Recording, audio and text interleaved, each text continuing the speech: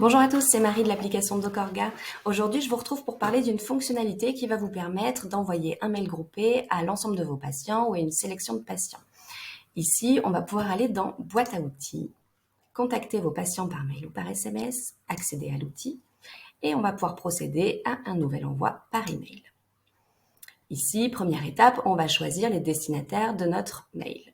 On clique sur le petit plus vert et on peut choisir patient par patient ou choisir une catégorie. Aujourd'hui, je vais vous montrer comment envoyer un mail à une catégorie de patients. On va imaginer que je suis une praticienne, que j'utilise depuis peu Docorga et que je souhaite inviter mes patients à prendre rendez-vous en ligne via ma page Docorga. Donc, je vais choisir une catégorie de patients, en l'occurrence mes patients au statut suivi. Je valide ma sélection.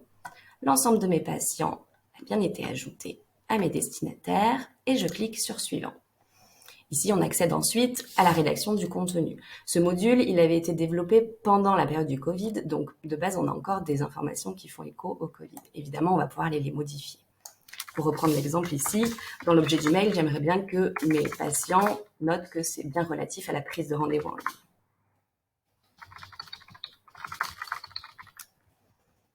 Et dans le contenu du mail, je vais pouvoir modifier le petit texte qui était renseigné par défaut pour indiquer que j'utilise désormais le logiciel Docorga et qu'ils peuvent prendre rendez-vous via mon lien. Et donc, je leur mets effectivement le lien de ma page Docorga.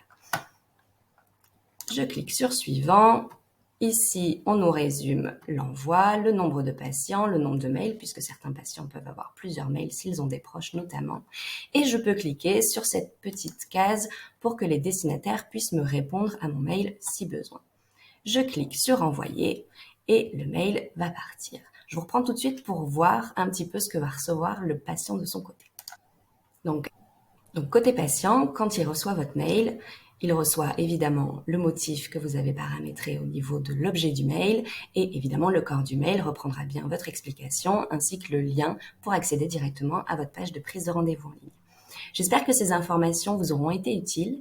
Si jamais vous avez des questions relatives à l'envoi des mails, n'hésitez pas à nous contacter comme d'habitude via le petit point d'interrogation de votre espace Docorga et je vous répondrai avec plaisir. À très bientôt!